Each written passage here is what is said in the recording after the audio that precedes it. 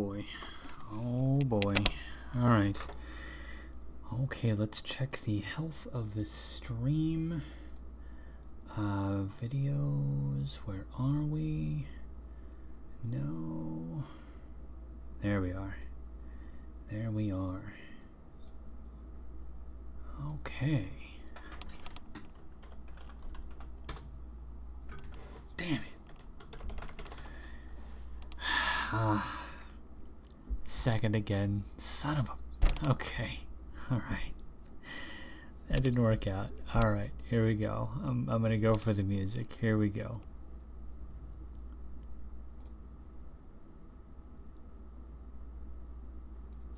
B 組の皆さん、こんにちは。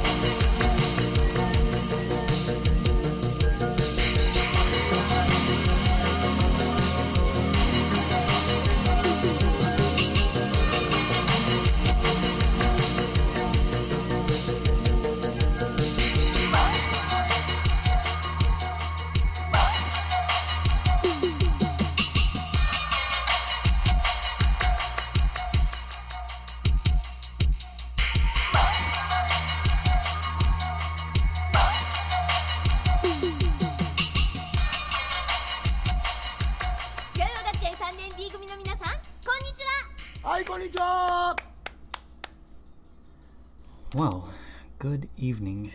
Let's see here. Let's get back up to the main. There we are. So, oh my gosh, I have the biggest freaking headache. I didn't go outside today at all. It's embarrassing. It's not cool in the least. I ended up doing, well, I did go outside. Like, I went to grocery shopping, but, oh man, today was a big lesson on why you should absolutely go outside and do things. Jeez. I ended up just doing like random tasks, nothing even impressive, and then it all culminated into a headache, and so I can barely think straight at the moment.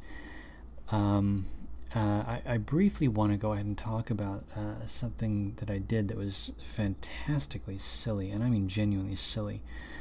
Earlier today, I was on a live stream with Frame Game Radio, Excuse me, sorry. And while I was on the stream, I did something absolutely ridiculous. So I don't really play board games too much, and he invited me to play Risk, and I couldn't help but say yes because it sounded like a fun thing to do. I used to play board games a very long time ago, about a decade ago or so, with some pals that I used to hang out with, and it was great fun. It was actually a hell of a lot of fun, and I haven't played Risk in quite some time, and oh my gosh, Frame Game just... He did me in quite nicely, quite handily, I should say. We did a test run of the program, not on stream, but just on our own, to try to get a gauge for how it worked out. And even then, he was quite good at the game. And then, yeah, like the next two games, I lost. So that was 3 in a row. 3 in a row. It was horrible.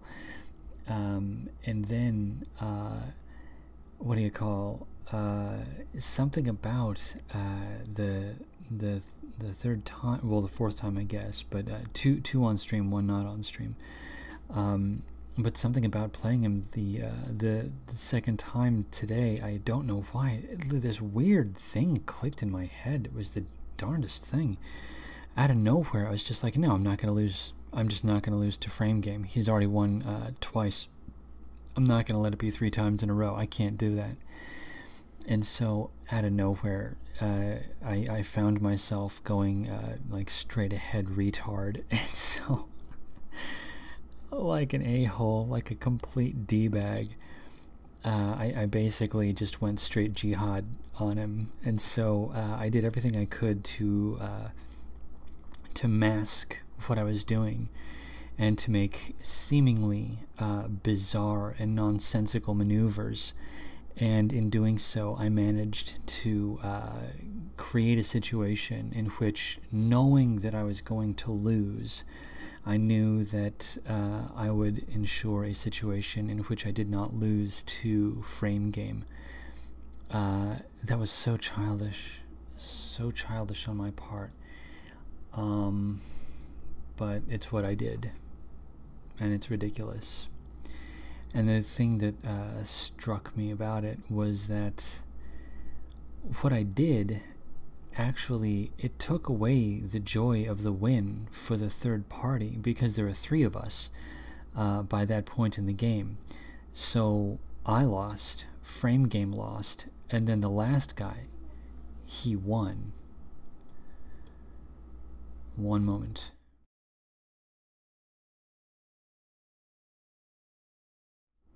Sorry about that, my cat. That last guy, he won, but the problem is that the win, it's not a good win. It's actually a bad win when you stop and think about it, because the only reason that he won is because 2 people battled amongst each other over who was going to lose first. And then, with 2 weakened opponents, it was nothing more than just an academic sweep to take me out. So it's actually kind of a lame win, and I couldn't help but think to myself, twofold. The first is that if you're going to play a game with someone, I really do think that one ought to play it in good faith. And I was not playing in good faith, and I didn't announce it, and that's very disingenuous. It's duplicitous on my part, and I don't think it's a good thing to do. So I'm going to refrain from trolling the game next time I go on. But the other thing that it taught me was, if you absolutely have to win, there's a lot to be said for a strategic loss. I mean, there's a lot to be said for a strategic loss, because basically what I did was I created a situation in which Frame Game had no choice but to acknowledge that I was directly threatening him. And by doing that, yes, I exhausted my own reserves, and I exhausted his reserves. However, in doing this, I created an opening for the third party so that the third party did not exhaust any reserves. And I think that there's got to be something to this. Yes, Paul Bunyan, yes, I do have a tendency to do sharp inhalations. There are reasons for this that I won't go into. At any rate, yes, I think that a strategic loss is absolutely something that ought to be considered for any kind of a long-term strategy, especially if you're dealing in a long-term strategy with multiple opponents. Because what you can do is you can create a situation where you do take the loss, and in doing so, you ensure a victory on the part of the other person, which means that in a group setting, if you're working in tandem with multiple people, you'll be able to ensure that your team wins, even though you personally lose. And this is it was a great tactic. Now, of course, we all know this. These are sort of schoolyard concepts, but it was very entertaining to see this played out amongst 30-year-old men. I enjoyed it. Basically, I enjoyed it quite a lot because of the lesson. So with that said, I'm still recovering from the day. My headache is reduced, though not expelled. So what I'd like to do is play a track that I happen to like quite a lot, sort of as a way to reduce the necessity for myself to speak. So this is Reach for the Dead by Boards of Canada. This is off of their 2013 album entitled, Tomorrow's Harvest. And this is their Apocalypse album. And I can't help but find it amusing. They did not intend it, and yet this Apocalypse album, there is a certain amount of prescience to it, though very likely not in the manner that they intended. So, at any rate, this is Reach for the Dead by Boards of Canada. I'm pretty sure that I got the sound levels correct, so it shouldn't be too bad of a jump. Alright, rest in peace, eardrums, in 3, 2, 1...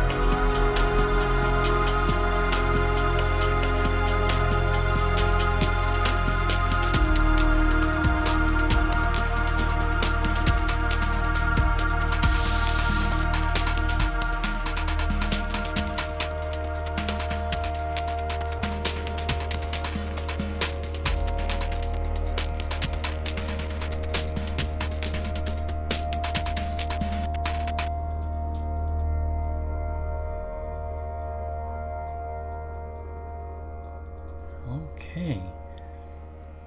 That was Reach for the Dead by Boards of Canada. I freaking love these guys. This album is a little bit of a Debbie Downer, but it's still really good. I really like the album a lot.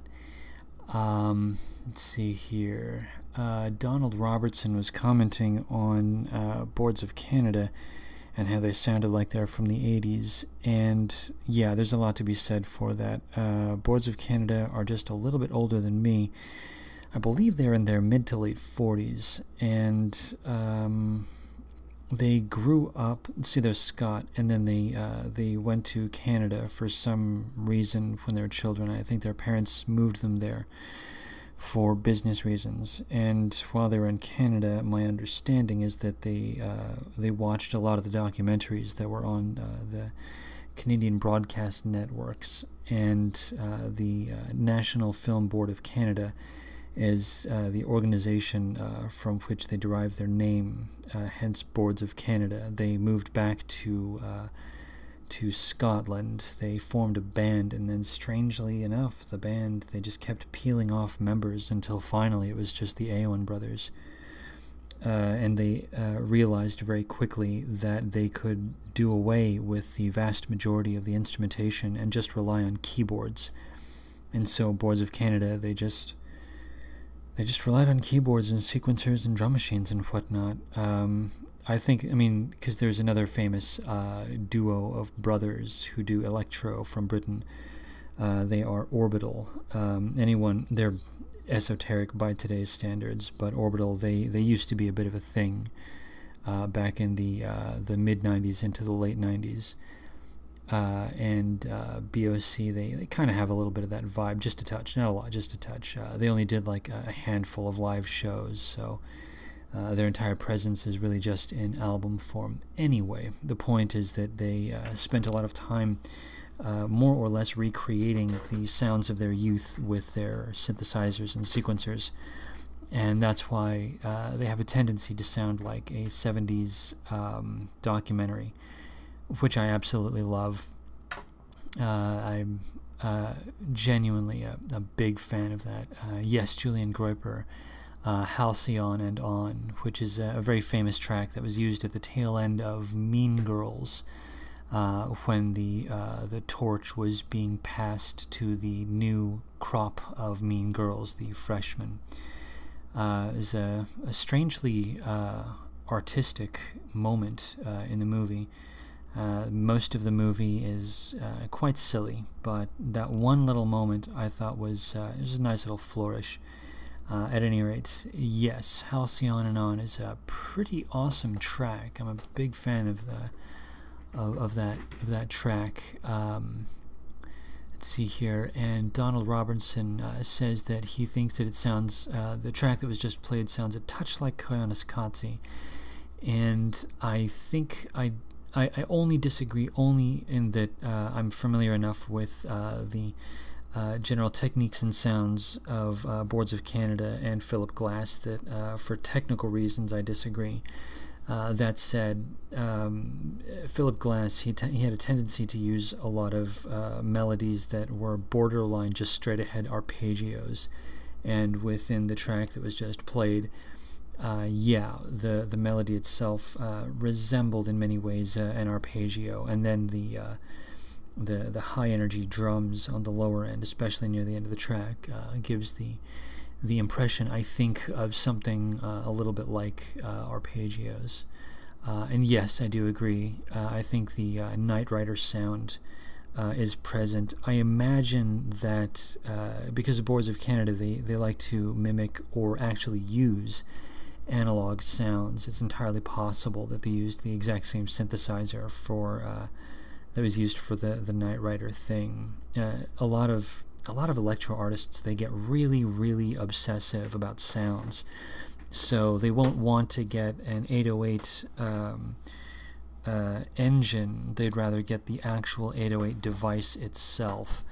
So, because you can get an 808 sample engine type thing program for your computer, and it'll function just like an 808, but the problem is that it's a sample of an 808 that ends up getting manipulated by your computer as you deal with the inputs within your computer. And if you have an ear for it, you'll notice when you're listening to, again, and this is only within the context of the studio, anyone that's listening to this outside of the context of the studio, if you're listening to the track itself, you'll probably never notice it. But a person who is an audiophile, they probably will notice it. And it's the weirdest thing. You end up getting obsessive about like the strangest little things when you become a musician. At any rate, yeah, the Night Rider's sound. I genuinely think that's because of the synthesizer type that was being used. Yeah, it's so weird. So as an example, today I was dealing with my my little edit that I'm going to be throwing up, and I wanted to get okay, so I'm editing a favorite movie of mine. I think I mentioned the name of the movie, but just in case I haven't, I will refrain from discussing the movie itself. One of the main characters within the edit that I'm doing, she gets hurt, and there's a reaction shot of her getting hurt, and she inhales in a very interesting and pleasant sounding manner, and I wanted to accentuate that inhalation by ensuring that I got as clean a sample of that inhalation as I could possibly get. And so the weird thing is that the decibels are so low on it that you would only know that it's there if you're listening for it, but if you're not listening for it, you'll probably never catch it. But it just happens to coincide with a little pause in the music, so it functions as almost a counterpoint in its own peculiar way. And that's why I'm trying, or rather that's why I spent so much time pushing and pulling this one tiny little audio cue. And so I ended up creating, just to get this one inhalation, it's the weirdest thing, but it works. I ended up using the exact same sample, but I had to crossfade between 3 versions of the sample to get the exact correct audio levels consistent throughout the entire noise. It's the weirdest thing. Like, it doesn't make any sense, because the only person that's going to know that that exists is me, but it sounds great, and I can't explain it. It doesn't make any sense. It really doesn't make any sense. But a lot of these guys, they'll do exactly that. It's weird. It's so strange. Anyway, okay, so that was Reach for the Dead, and I think I'm going to play another Boards of Canada track. This one, actually, these are all off of the same album. These are sequential. I didn't play the introductory track for the album because the intro track is essentially a flourish, and it's a flourish that lasts, I think, 20 seconds or something, and I just didn't feel like actually playing that flourish, so I'm just kind of moving directly into the album. At any rate, this is track 3, which is the second major track, but track 3, off of Tomorrow's Harvest. So here we are. This track is entitled White Cyclosa, off of the 2013 album of Tomorrow's Harvest. So here we are. Rest in peace, eardrums, in 3, 2, 1.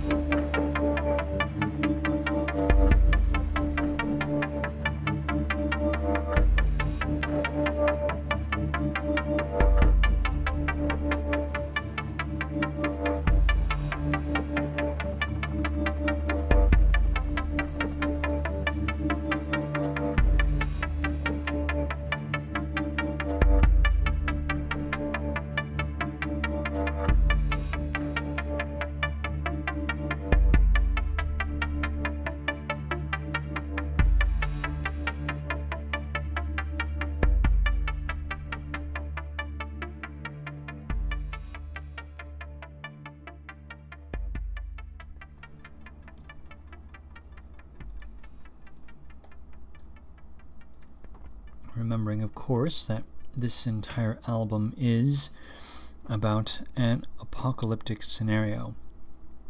Again, I do not believe that it was intentional for Boards of Canada to refer to any of the things that are being discussed within these here streams, but of course I can't help but find it amusing that there are discussions of something that is not unlike an apocalyptic future being discussed within the alt-right. It's quite surreal when you really stop and think about it. So yeah, that was an interim track. One of the funny things about Boards of Canada is that they very frequently will have what one might refer to as a full-on track, a standard track, full-fledged, well fleshed out. I'm not sure what the word I'm looking for is, but yeah, a complete track with movements, with a build-up, you know, your chorus, your denouement, and so on. And they will put in between a lot of those tracks, they will put in some kind of an interlude track, and that was an interlude track between two others. One of the semi-amusing things is that sometimes they'll have multiple interludes in a row. So you'll have one interlude, then you'll have a different interlude in between two tracks that are, you know, 4 to 7 minutes long or something. So that was one of the interludes that is to function as more or less a palate cleanser to get to the next track. So since that was a palate cleanser, I guess let's go ahead and see what the next track is. Again, I'm going to go ahead and say that I have to offer some kind of an explanation for why I'm so out of it mentally right now. Just that the whole day got away from me. Got a huge headache, weird insomnia issues. Yeah, just a lot of things all came up at once. So sorry that I'm not exactly super duper talkative. I would normally like to be able to discuss larger concepts than just whatever music I happen to like is, but sadly this is just where I am.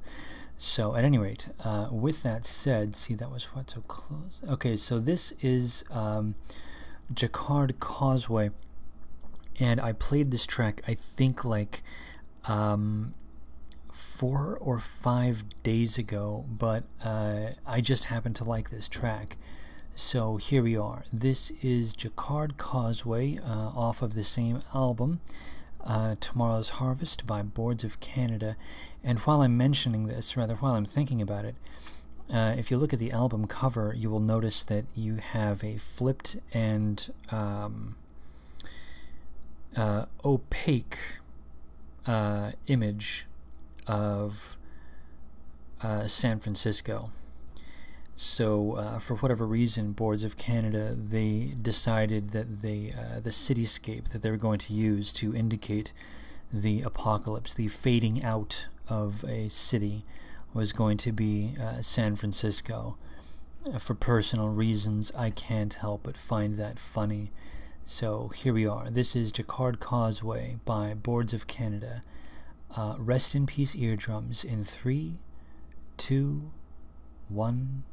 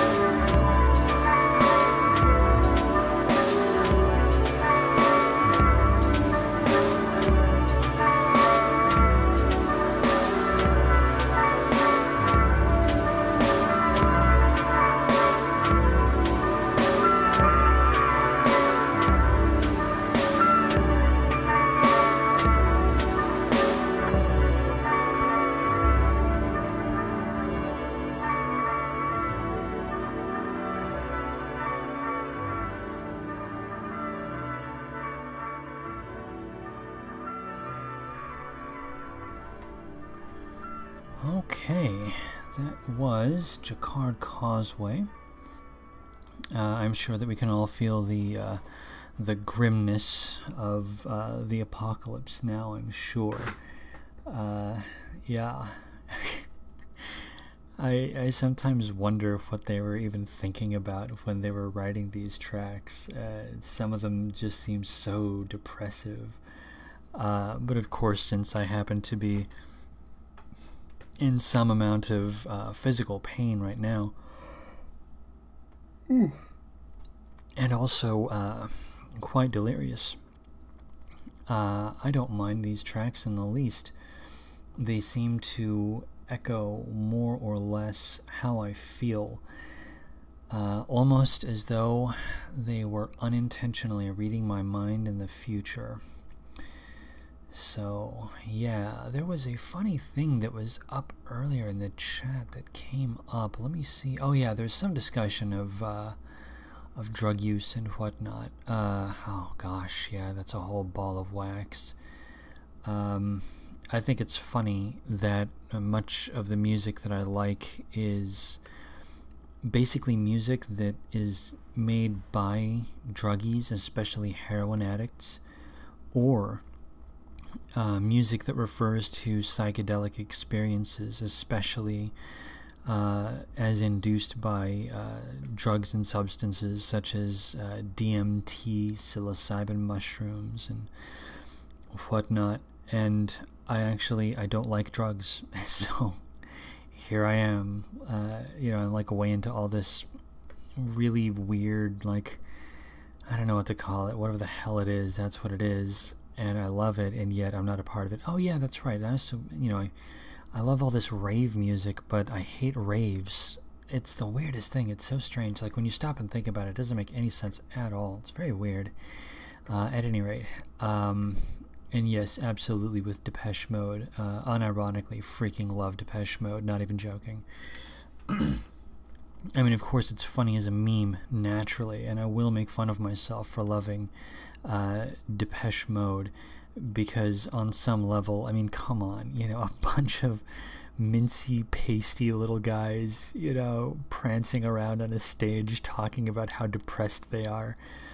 And yet, for some reason, you're just like, no, it's a really good track, man. You guys gotta listen to that. Listen to that bridge, man. It's really good. It's really good. It's so strange. It's so weird.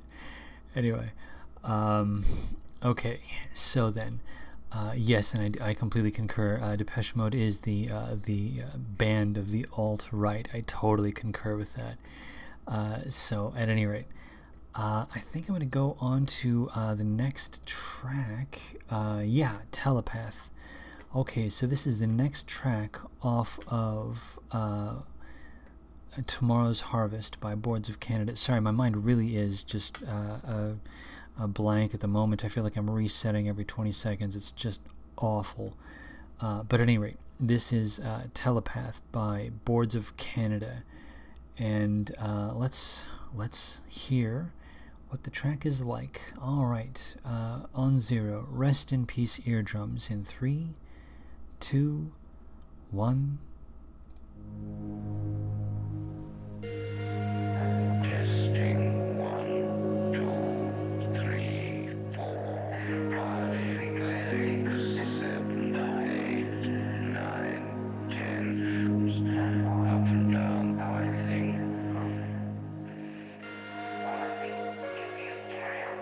Start with the one on the right and then turn it up while I'm counting.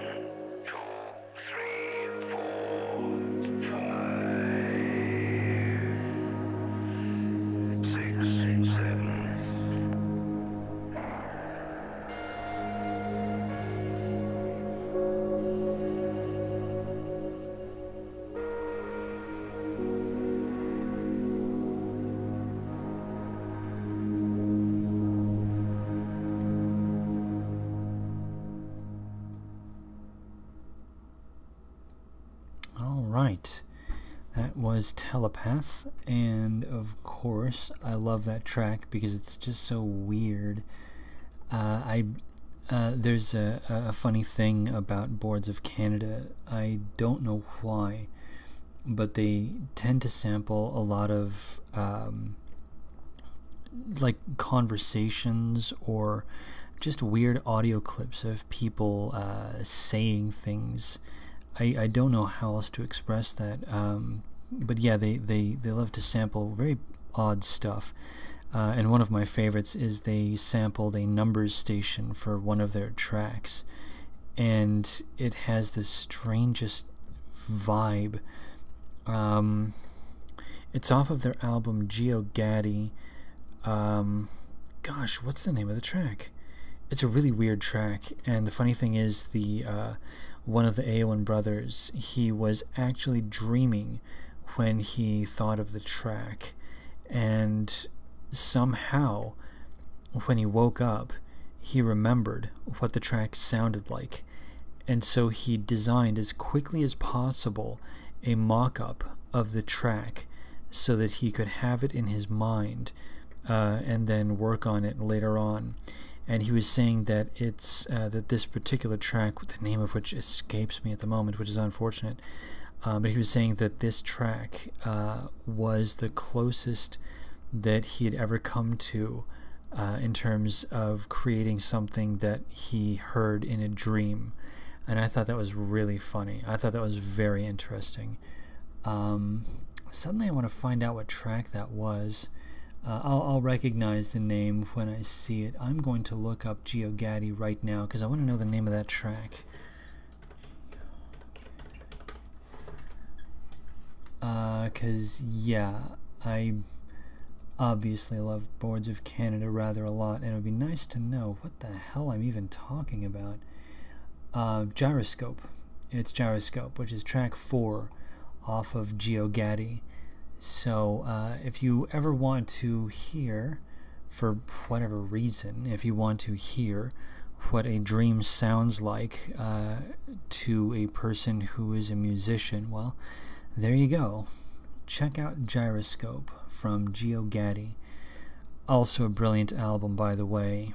That album, there are multiple references to, this is just an interesting aside, there are multiple references to the Branch Davidians within that album, and there's also one or two in, I think, an EP that was released either immediately before or immediately after. I want to say immediately before, and one of the tracks, I think the title is Beautiful Place Out in the Country, and the lyrics, quote-unquote lyrics, are a person saying, come out and live in a beautiful place out in the country. And apparently that was one of the lines from a brochure for the Branch Davidians. And for anyone that does not know who the Branch Davidians are, I highly recommend that you look up the Branch Davidians, because that is one hell of a story, and it makes the lyrics all the more interesting. So, for example, the sentence, "Come out and live in a beautiful place out in the country," it sounds very lovely and peaceful and inviting. And if you listen to the track itself, it has this sort of it has a haunting tone, but the melody and it sounds as though it is a memory of a more beautiful time. They sampled a little kid laughing in the background, so it has this really, like, I don't know how else to explain it. It has a very melancholic sound, and it sounds like the washed out and faded sunlight of a harsh, bright, beautiful summer day. That sounds very strange to say it that way, but that genuinely is the impression that I get listening to that track. And when you think about it in the context of the Branch Davidians, suddenly it takes on a whole new tone. Another favorite of mine is the track Sunshine. And Sunshine has the quote-unquote lyrics, "A beautiful place," which, of course, within the context, rather with all of the other Branch Davidian references, a beautiful place does seem to be an indicator of the Branch Davidians. And same thing, it's just a lovely track, with some kind of haunting, almost menacing quality to it. And the double effect it's a hell of an effect. It's quite powerful. Anyway, okay, and I think I'm going to go ahead and call the stream at this point, because we are at 11:52, and I think it might be nice to actually have Julian Groiper start his stream. It would be pleasant for me, I speak for myself, it'd be pleasant for me to get ready for bed and sort of nod off to someone else who happens to have some thoughts on whatever bizarre esoteric stuff that's on his mind. So with all of that said, I'm sorry to say, but I'm just too out of it to go any longer or to think of anything beyond just music posting. So I appreciate very much that everyone stopped by. Like I've said it 1,000 times, and I'm happy to repeat it. I genuinely enjoy this funny little community, this weird little nook of the internet that I've stumbled upon. So thank you everyone for stopping by. And with all of that said, especially in light of Miss Cortez's assertion that we ought to get the rich and powerful to start to pay, quote-unquote, their fair share of taxes so as to fund the social programs that she wants, I think this is an excellent time to consider what other socialists have done in the past. I speak especially of Berlin in 1919, and obviously my personal favorite, Khmer Rouge in Cambodia. And so, when we think of such events, I think it may well be a good idea to think about what one might do in order to survive such events. And if we're going to go into that thought pattern, I think it is perfectly reasonable, in fact natural, to say, rule number 1, treat every firearm like it's loaded. Rule number 2, never cover or sweep anything that you're not willing to destroy. Rule number 3, your finger stays off of the trigger until your sights are on target. And the fourth and final rule is, be aware of your target and what's beyond it. Safety first. And with that, I believe it is time for old Eke to floss and brush and have a nice tall glass of water. And of course, we shall find Julian Groiper. I'm going to go over to his channel immediately. Where are we? Boom. And we're going to get prepared to listen to Julian Groiper talk about something quite amusing. That's the plan. So here's a link to Julian Groiper's channel, where hopefully he will be streaming within the next few minutes. So here we are.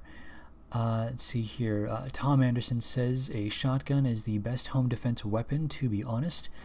To a large degree, I actually concur, especially when you factor in the idea that you can load escalating rounds. You can start off with soft, plushy rounds that will merely knock the wind out of someone, and you can move all the way up into slugs, 1-ounce slugs that'll put a hole through a freaking car.